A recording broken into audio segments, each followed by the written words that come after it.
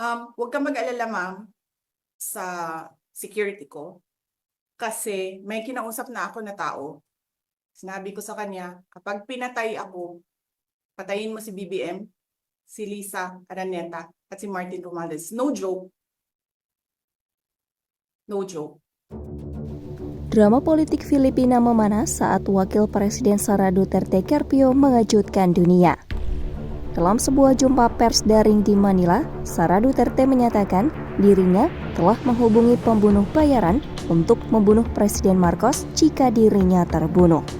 Selain untuk Marcos, Sara menyebut ibu negara Lisa Araneta dan Ketua DPR Martin Romualdez juga masuk dalam daftar yang harus dihabisi. Huwag kang mag-alala, ma'am, sa security ko. Kasi may kinausap na ako na tao. Sinabi ko sa kanya, kapag pinatay ako, patayin mo si BBM, si Lisa Araneta, at si Martin Romualdez. No joke. No joke. Duterte menuduh Marcos sebagai pecandu narkoba, ibu negara yang terlibat korupsi, dan Ketua DPR Romualdez yang menyalahgunakan dana publik. Ia juga menyebut negara ini menuju kehancuran di bawah kepemimpinan mereka.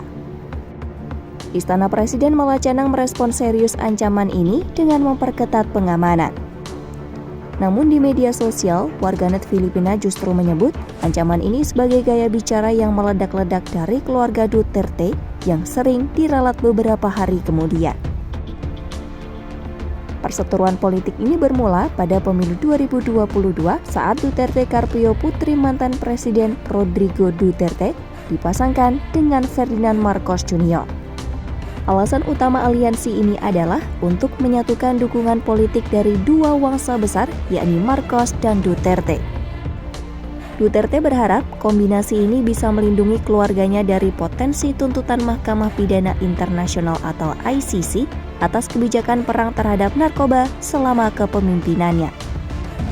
Setelah Marcos Jr. menjadi presiden dan Duterte Carpio menjabat sebagai wakil presiden serta menteri pendidikan, perbedaan pandangan mulai muncul, terutama dalam kebijakan luar negeri.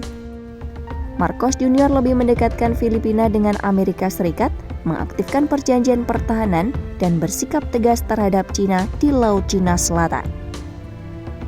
Sedangkan Duterte Carpio lebih condong pada pendekatan ayahnya yang menguatkan dialog dengan Cina dan menjaga jarak dari Amerika Serikat.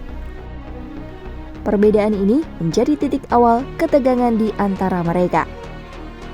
Lalu pada Juni 2024, Duterte Carpio secara mengejutkan mengundurkan diri sebagai Menteri Pendidikan.